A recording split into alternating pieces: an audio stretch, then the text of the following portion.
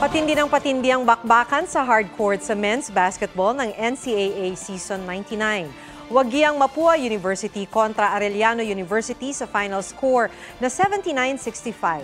Dahil dyan may 7 panalo at 1 talo ang Mapua Cardinals na nanunguna pa rin sa team standings. Nakamit ng Colegio de San Juan de Letran ang unang panalo nila ngayong season matapos talunin ang San Sebastian College Recoletos 86-71. Sa Biyernes, unang magtatapat ang Benil Blazers at EAC Generals. Sunod dyan ang laban ng San Beda Red Lions at San Sebastian Golden Stags.